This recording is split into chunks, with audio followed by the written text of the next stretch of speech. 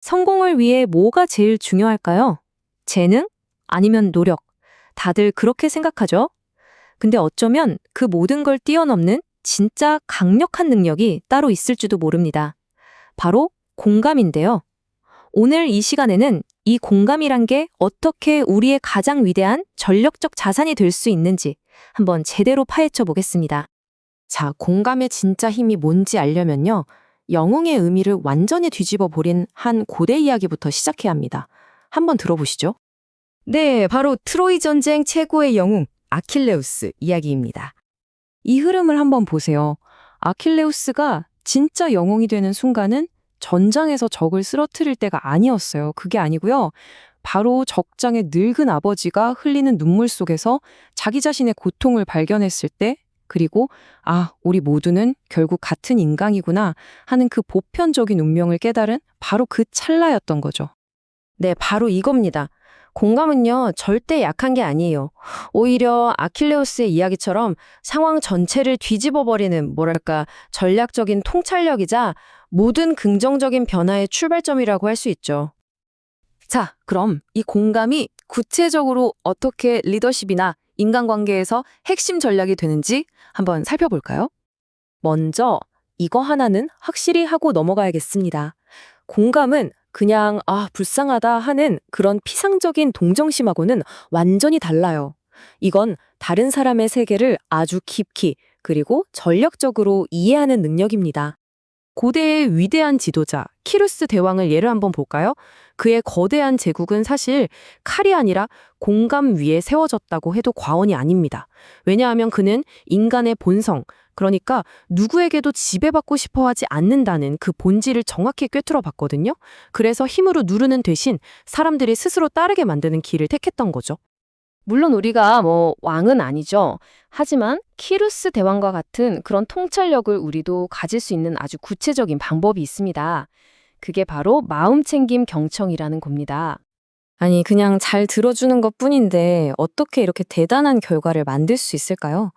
자, 첫째로 상대방의 입장을 진짜로 이해하게 되면 당연히 갈등이 줄어들겠죠?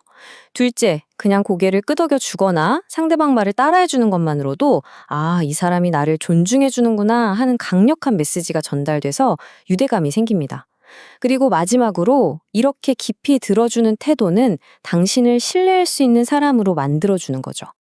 그런데요, 이렇게 바깥 세상을 향하기 전에 반드시 먼저 해야 할 일이 있습니다.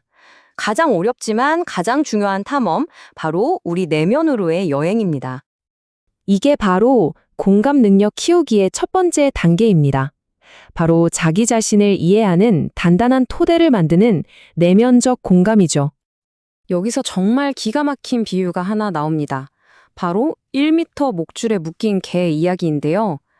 평생을 딱 1m짜리 목줄에 묶여서 그게 세상의 전부인 줄 알고 살아가는 개처럼 혹시 우리도 스스로 만든 그런 보이지 않는 경계선 안에서 자신의 가능성을 가둬두고 살고 있는 건 아닐까요? 한번 진지하게 생각해 보죠. 지금 여러분의 삶을 묶고 있는 그 보이지 않는 1m짜리 목줄은 과연 뭘까요? 그 목줄을 끊어내는 힘은 다른 데서 오는 게 아닙니다. 바로 자기 자신에 대한 공감. 나는 이 1m 너머로 나아갈 수 있어 라고 스스로의 잠재력을 믿어주는 것에서부터 시작됩니다. 어떤 책에서는 이렇게 얘기해요.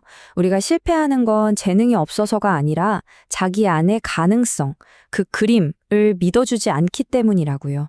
이 믿음이야말로 자기 공감의 가장 중요한 핵심입니다. 이게 실제로 어떻게 작동하는지 케빈이라는 사람의 사례를 보면 정말 명확해집니다.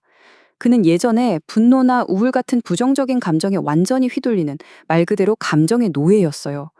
그런데 코칭을 받으면서 자기 머릿속에 자동으로 떠오르는 생각들을 그냥 한 발짝 떨어져서 관찰하기 시작한 겁니다. 그리고 스스로에게 질문을 던졌죠. 이 생각? 이거 진짜 사실인가? 바로 그 순간 그는 감정의 주도권을 되찾고 생각의 주인이 될 수 있었던 겁니다.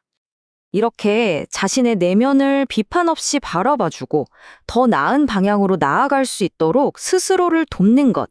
이것이 바로 자기 공감의 실천이고 1단계의 핵심이라고 할 수 있습니다.